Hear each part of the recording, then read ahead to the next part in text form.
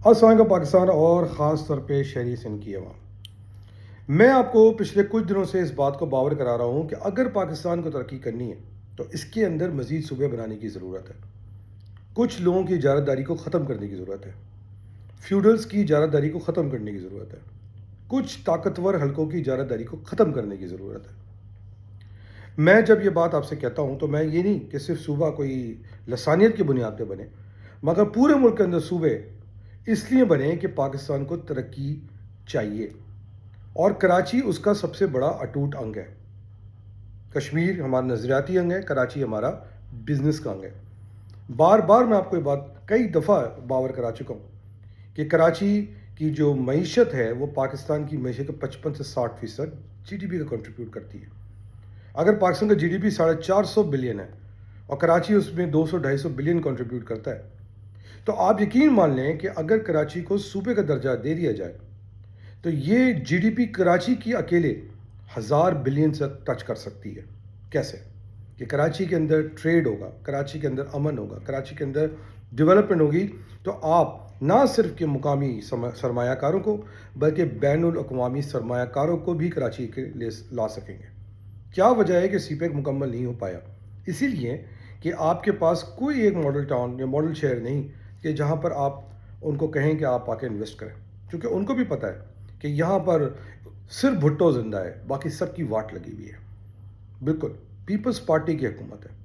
اور جب میں یہ بات کہتا ہوں کہ پاکستان کے اندر مزید صوبے، پاکستان کے اندر لوکل باڈیز امینڈمنٹ، پاکستان کے اندر پی ایف سی یا نچلی سطح تک پاور کی منتقلی، ریسورسز کی منتقلی کی جائے، تو لوگ کس طرح کی باتیں کرتے ہیں. لوگ ہمیں اس بات کا تانا دینا شروع کر دیتے ہیں کہ چونکہ میں ایک مہاجر ہوں اور میرے والدین ہندوستان سے ہجرت کر کے آئے ہیں تو میں کوئی پناہ گزین ہوں. ان کو یہ بات سمجھ نہیں آتی کہ میں اس شجرے سے تعلق رکھتا ہوں کہ جن لوگوں نے، یہ کوئی نہیں کہ ابھی 100-150 سال سے اس علاقے کے اندر جنگیں لڑیں اور پاکستان بنانے میں اپنا کردار ادا کیا. اور جب یہ ہو رہا تھا تو یہ لوگ کیا کر رہے تھے؟ کڑک چائے پی رہے تھے. جی ہاں، جیسے میں ابھی گرین ٹی پی رہا ہوں. برحال ابھی جو باتیں میں آپ سے کر رہا ہوں، مجھے بڑی خوشی ہو رہی ہے کہ عوام الناس نے بھی وہ باتیں کرنی شروع کر دی ہیں. آج پورے پاکستان کے اندر صوبے بنانے پہ بات ہو رہی ہے. 4 سے 5 سال پہلے جب میں نے صوبہ تو بنے گا کی تحریک کو سٹارٹ کرنے کی بات کی تو مجھ پر طرح طرح کے الزام لگائے گئے. غیروں سے تو لگائے گئے مگر اپنوں سے بھی لگائے گئے. غیروں سے الزامات یہ کہ جہاں پر میں کام کرتا ہوں وہاں پر میری نوکری ختم کروانے کی کوشش کی گئی، اور اپنوں سے یہ کہ انہوں نے مجھ پر اس بات کا الزام لگا دیا کہ میں کو ملک کو خدا نہ خواستہ نقصان پہنچانا چاہتا ہوں. مجھے آج اس بات کی خوشی ہے کہ جو باتیں میں نے پچھلے سالوں میں کہیں کہ پاکستان کے اندر مزید صوبے بنے، طالبان خارجی ہیں یا پاکستان کی معیشت کو مضبوط کرنا ہے، تو آج وہ ساری باتیں ہمارے ملک کی ریاست خود کہہ رہی ہے. اور اس بات سے مجھے یقین ہو جاتا ہے کہ آج جب یہ لوگ یہ بات کر رہے ہیں تو اس کا مطلب کیا ہے کہ ملک کی ریاست کی باغ ڈور صحیح اور مخلص لوگوں کے ہاتھ میں ہے. جن لوگوں نے ہم جیسے لوگوں پر سوال اٹھائے، آج اللہ تعالیٰ نے ان کو عذاب ان پہ نازل کیا ہوا ہے. وہ کہیں بھی پڑے ہوئے ہیں، جیلوں میں پڑے ہوئے ہیں، بھاگے ہوئے ہیں، مگر آج یہ ثابت ہوتا ہے کہ ہم جیسے لوگ محب وطن آپ کو ہمیشہ صحیح گائیڈ کرتے ہیں. اور آج بھی میں اس بات کو گائیڈ کروں گا کہ پاکستان کے اندر مزید صوبے بنانے کی ضرورت ہے. اور جو اس چیز کے عمل میں حائر ہو اس کو کیا کرنا ہے مجھے ریاست کو بتانے کی ضرورت نہیں ہے. کچھ ایسے واقعات ہوئے ہیں پچھلے کچھ دنوں کے اندر جس پہ بات کرنا ضروری ہے. میں نے اس وقت پاکستان کے چیمبر آف کامرس کا اور آباد والوں کی پریس کانفرنس سے سنی، اور انہوں نے بالکل اسی بات کا اندیا دیا جو میں کئی دنوں سے کہہ رہا ہوں. سوال یہ وہ کون سی طاقتیں ہیں جو کہ نہیں چاہتی کہ کراچی ترقی کرے؟ کیونکہ ان طاقتوں کو پتہ ہے، جیسے کہ میں نے اپنے پچھلے ویلاگز میں بولا، کہ کراچی ترقی کرے گا اور کراچی کی معیشت 1000 بلین ڈالر یا 1 ٹریلین ڈالر تک پہنچے گی انشاءاللہ، اور پاکستان کی معیشت 2.5 سے 3000 ٹریلین ڈالر تک پہنچے گی. تو اگر ہم اپنی پاپولیشن کو دیکھیں تو ہمارا per person G D P growth India سے زیادہ ہو سکتا ہے. اسی بات کی ہندوستان کو پریشانی ہے، اور وہ اپنے ایجنٹس کے تھرو چاہتے ہیں کہ کراچی کے اندر امن و امان قائم نہ ہو. اب وہ ایجنٹس کون ہیں؟ وہ ایجنٹس ایم کیو ایم لنڈن ہو سکتی ہے، وہ ایجنٹس بلوچ ہو سکتے ہیں، وہ ایجنٹ سدھو دیش کے ایلیمنٹس ہو سکتے ہیں، مگر جس طرح پیپلز پارٹی کراچی کو چلانا چاہ رہی ہے اور بار بار ہمیں اس بات کا احساس دلاتی ہے کہ 27 دسمبر کو ہم نے جب محترمہ کی شہادت ہوئی تھی، ہم نے پاکستان کھپے کر کے آپ پہ باپ پہ احسان کیا. مجھے تو شک ہونے لگا ہے کہ پیپلز پارٹی بھی نہیں چاہتی شاید کہ کراچی ترقی کرے. اس کا ثبوت کچھ یوں ہی ہے کہ پیپلز پارٹی کو 90 بلین سے 100 بلین ڈالر 18ویں ترمیم کے تحت ملے. کراچی پہ $1 بلین بھی انہوں نے خرچ نہیں کیا، اور باقی پیسے کدھر گئے مجھے آپ کو بتانے کی ضرورت نہیں ہے. خیر وہ تو آپ دیکھ ہی سکتے ہوں گے کہ ان کے لائے ہوئے M P A M N As اور ان کی اولادیں کتنی مہنگی گاڑیوں میں عیاشیاں کرتی گھومتی ہے اور ٹک ٹاکس پہ بفخریہ ویڈیو ڈالتی ہے، اور وبان کے دہر اس بات کا اعلان کرتی ہے کہ ہم نے تمہاری یعنی کہ تمہیں لوٹ لیا ہے، مگر ان کو کوئی روکنے والا نہیں ہے. اسی وجہ سے وہ چڑھ کے اوپر چلتے ہیں اور اپنے پراکسیز کو جب ان پہ بات کی جائے پراکسیز کھڑے کر دیتے ہیں. پراکسیز کون ہیں؟ سندھو دیش والے ہیں.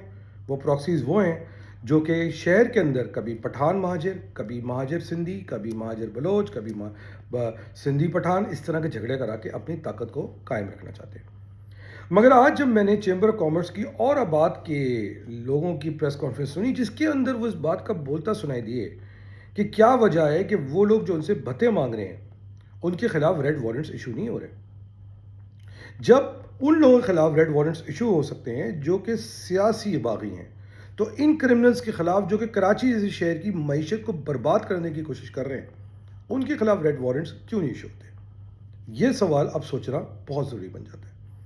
ساتھ میں آباد کی لیڈرشپ نے یہ بات کا بھی اندیہ دیا جو کہ میں آپ سے بہت دنوں سے کہہ رہا ہوں کہ کراچی کے اندر وہ طاقتیں ہیں جو نہیں چاہتی، جو ملک دشمن ہے کہ کراچی ترقی کرے، اور ہو سکتا ہے کہ اس کے اندر ہندوستان جیسی طاقتوں کا بھی ہاتھ ہو، جس کو پتہ ہے کہ کراچی ترقی کرے گا تو معیشت بڑھے گی، تو ہماری پاک افواج کے پاس اگر 2% of that G D P بھی لے لیتے ہیں تو آپ سوچ لیں $450 بلین پہ جو 2% کو آج ملتا ہے 1.7%، $10 بلین سے بھی کم. اگر یہ جی ڈی پی $1000 سے $2500 پہ پہنچ جاتی ہے تو پاک فوج کا بجٹ آرام سے $40 سے $50 بلین ہو سکتا ہے. اب آپ سوچ لیں $10 بلین کے بجٹ پہ پاک فوج نے ہندوستان کو نان چنے چبوا دیے، تو $40 بلین کے بجٹ کے ساتھ وہ کیا کچھ کر سکتے ہیں؟ شاید اسی بات کی فکر ہے. اور ان کو بھی پتہ ہے کہ اگر پاکستان کی معیشت کو $2 سے $2500 یا $2 سے $2.5 ٹریلین تک پہنچنا ہے تو کراچی کو اپنا کردار ادا کرنا پڑے گا. یعنی کہ $1000 بلین کراچی کو نکالنے پڑیں گے، ٹیکسوں کے مد میں نہیں، معیشت کی مد میں. مزید ٹیکس تو مار دینا یار، ہم لوگ ویسے ہی بھوکے مر گئے ہیں. اور باقی پیسہ جیسے کہ میں آپ کو بتاتا آیا ہوں، مائننگ کے through, S I F C کے تھرو، پرائیویٹائزیشن کے تھرو، سی پیک کے تھرو، ان پورے طریقہ کار سے حاصل ہو سکتا ہے. آج مجھے خوشی ہو رہی ہے کہ یہ باتیں دیکھ کے کہ ریاست اس طرف جا رہی ہے، اور میں سلام کرتا ہوں ریاست کے ان لوگوں کو جو اس کو اس طرف لے کے جا رہے ہیں. مجھے کہنے لے دیجیے کہ فیلڈ مارشل عاصم منیر نے آ کے پاکستان کے اندر ایک نئی روح پھونکی ہے، اور اسی کا ہمیں نظر آ رہا ہے، اور اسی کی چیخیں نکلنے شروع ہو گئی ہیں. آج جب آباد کے اہلکار یہ روتے نظر آئے کہ ان کو کھلے عام دھمکیاں دی جا رہی ہیں اور سندھ گورنمنٹ بھی کچھ نہیں کر رہی، اور افسوس کی بات تو یہ بھی انہوں نے سنائی کہ نیشنل گورنمنٹ لیول پر بھی ان کی کوئی سنوائی نہیں ہے، تو سوچنے پہ انسان مجبور ہو جاتا ہے کہ کیا وجہ ہے کہ سندھ کے معاملات کے اوپر معاملات ٹھنڈے پڑ جاتے ہیں. پریزیڈنٹ کہیں اسی جماعت کا تو نہیں ہے جو سندھ کو حکومت کرتی ہے. اب یہ مت کہہ دیجیے گا کہ سندھ گورنمنٹ کے ہاتھ بلے ہوئے ہیں. بھائی سندھ گورنمنٹ پوری کی پوری چیف منسٹر ان کے ہاتھ میں ہے، میئر ان کے ہاتھ میں ہے، پولیس ان کی ہے. پھر کیا وجہ ہے کہ وہ ڈیولپمنٹ نہیں کر پا رہے؟ اور پھر بے شرموں کی طرح بلاول کراچی کا اور سندھ کا مقابلہ پوری دنیا سے کر رہے ہوتے ہیں، حالانکہ لاہور جا کے وہ اپنا منہ چھپا کے بھاگ رہے ہوتے ہیں. بلاول صاحب، میں نے آپ کو پچھلے بھی مشورہ دیا تھا، کبھی گاڑی میں بیٹھ کے لاہور کا چکر لگائیں، اسلام آباد کا چکر لگائیں، اور آپ کو شرم نہ آئے تو پھر دریا سندھ موجود ہے. مگر خیر وہاں بھی آپ شاید نہ ڈوب پائیں، وہاں پانی بھی نہیں ہے. اور وہ پانی کیوں نہیں ہے؟ کیونکہ آپ کے زمیندار بیکار فصلوں پہ جس کی کوئی ییلڈ نہیں ہے، چاہے چاول ہو یا گنا ہو، جس سے ملک کی معیشت کو کوئی فائدہ ضائع نہیں ہوتا، اس پہ پانی برباد کر دیتے ہیں اور اپنی طاقتیں، اپنی جائیدادیں بناتے ہیں. اور کراچی کے لوگ جن کو پانی ملنا چاہیے ان کو پانی تک بھی نہیں دیتے. میں نے جیسے آپ کو ہمیشہ بتایا کہ سندھ کا جو 55 سے 60 ہزار کیوسک پانی آتا ہے اس میں سے کراچی کو 1.5% بھی نہیں ملتا، جبکہ کراچی کی آبادی سندھ کی آبادی کی قریب 50% ہے. افسوس کی بات یہ ہے کہ 55-60 ہزار یومیہ کیوسک پانی میں سے کراچی کو 1800 کیوسک پانی دیتے ہوئے جان جاتی ہے. ابھی بھی 800-900 کیوسک پانی ملتا ہے. دوسرا جو المیہ ہم دیکھ رہے ہیں وہ یہ کہ سندھی کلچرل ڈے کے بعد سندھی کلچر کے نام پہ جو غلط قسم کے لوگ ہیں، اگین میں آپ کو دوبارہ یہ بات کہوں گا، ہم سندھیوں کی بڑی عزت کرتے ہیں، سندھی ہمارے بھائی ہیں اور سندھی کلچرل ڈے ان کا بنانا حق ہے، حالانکہ کوئی 5,000 سال پرانا نہیں ہے، یہ ابھی کوئی 2008-9 میں زرداری کی خواہش پہ بنانا شروع کیا گیا، جس کی مجبوری میں مہاجر کلچر ڈے 5 سے 7 8 سال پہلے ہم نے بنانا شروع کیا 24 دسمبر کو، ڈیٹ نہ بھولیے گا۔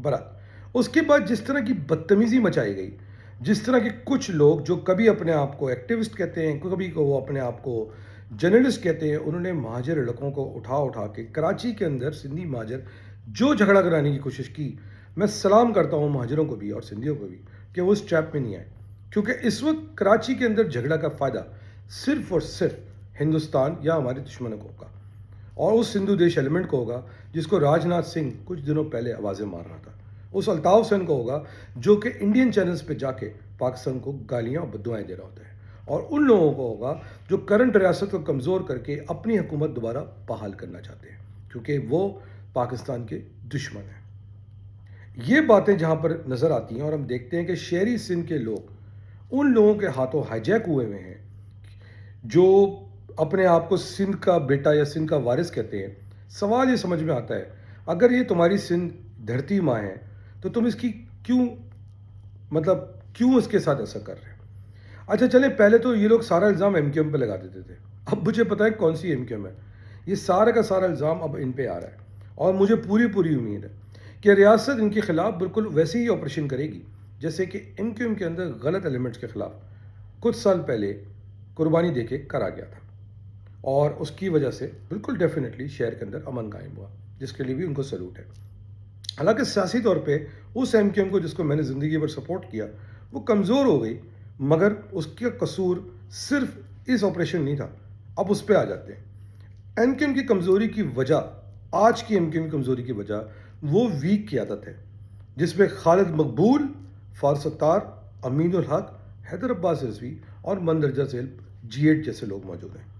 اب آپ مجھ سے پوچھیں گے کہ میں روز خالد مقبول کی مطلب بات کرتا ہوں تو آج بھی اس پہ بات کروں گا؟ نہیں، آج ہم امین الحق پہ بات کریں گے، اور المیہ یہ ہے کہ ایک ایسا واقعہ کراچی کے اندر پچھلے کچھ دیر کے گھنٹوں میں یا 1-2 دن میں سرزد ہوا ہے، جس کی وجہ سے کراچی کے سیاسی ورکر بہت زیادہ حیران ہیں۔ ہوا کچھ یوں ہے کہ کراچی کے اندر امپلائرز ایسوسی ایشن کا الیکشن ہوا، اس کے اندر 4 گروپوں نے حصہ لیا۔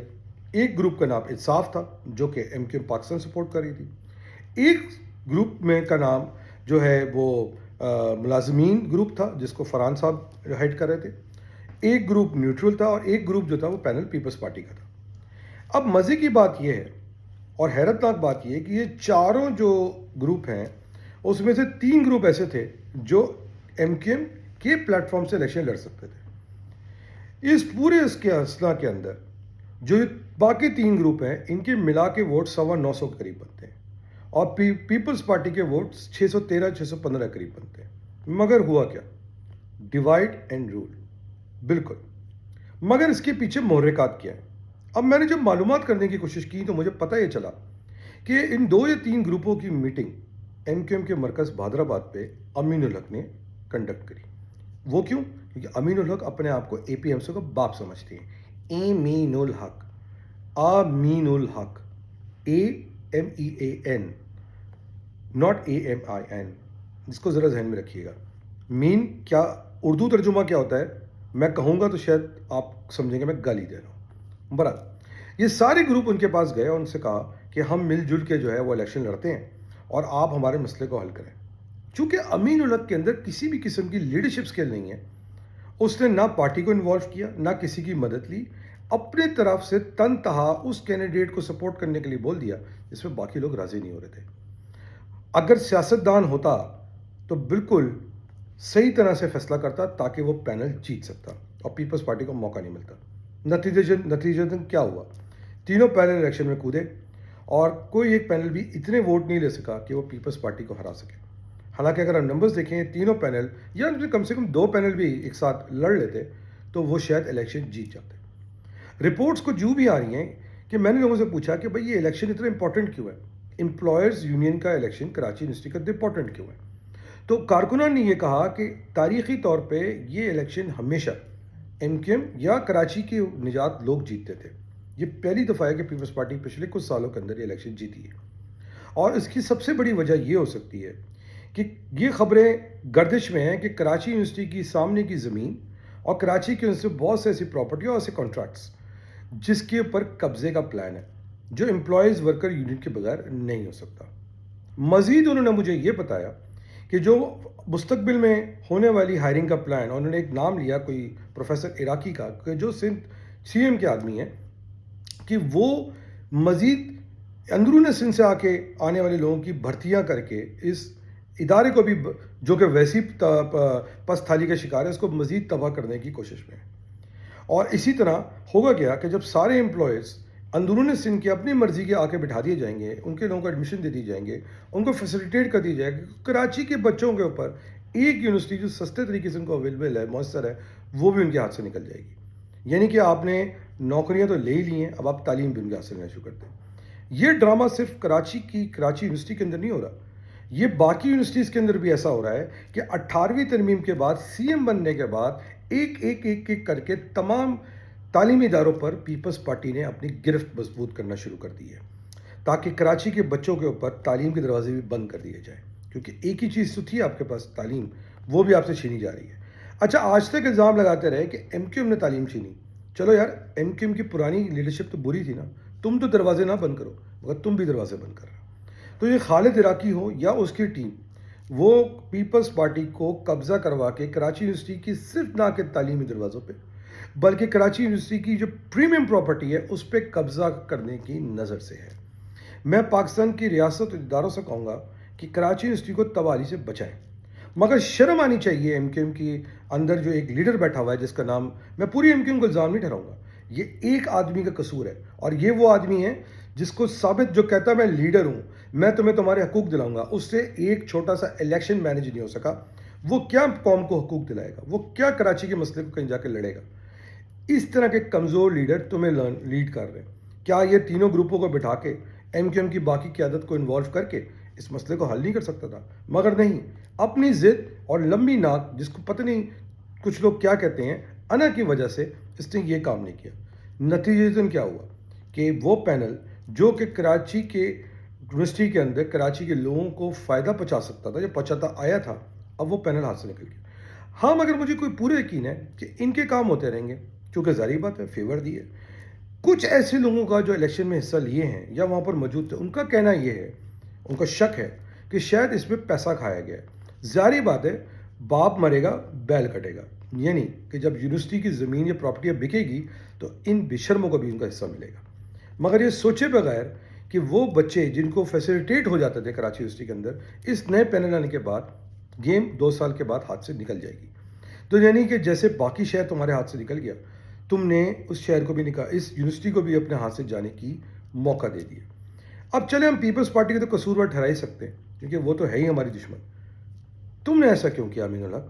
یہ سوال کا جواب تو ایم کیو ایم کے کارکنوں کو پکڑ کے پوچھنا چاہیے، اس کے گریبان نہیں، مگر اس کو ہاتھ پکڑ کے کہ یار آپ ایسا کیوں کر رہے ہیں. بہرحال مجھے تو لگتا ہے کہ ایم کیو ایم کے کارکنوں کے اندر جس طرح کا لاوا پک رہا ہے ان 2-4 کریکٹر سے خلاف، اللہ رحم ہی کرے. مگر اسی طرح کراچی کے لوگوں کا جو لاوا پک رہا ہے اس ایلیمنٹس کے خلاف جو کراچی کو ترقی نہیں کرنے دے رہے، اللہ تعالیٰ ان پر بھی رحم کرے. آخری بات یہ کہ جیسے کہ آپ کو پتہ ہے کہ بہت جلد 24 دسمبر آ رہا ہے، اور 24 دسمبر مہاجر کلچرل ڈے ہے، اور مہاجر کلچرل ڈے آپ کو بالکل بنانا چاہیے. اور بات مہاجر کلچرل ڈے کی ہو اور ساتھ میں پان نہ ہو، یہ کیسے ممکن ہے؟ تو آئیے اس ویلاگ کا اختتام اس پان کے ساتھ کرتے ہیں. 24 دسمبر کو پرتپاک طریقے سے مہاجر کلچرل ڈے بنانا نہ بھولیے گا. پاکستان زندہ باد، پاکستان آرمی زندہ باد، جے مہاجر.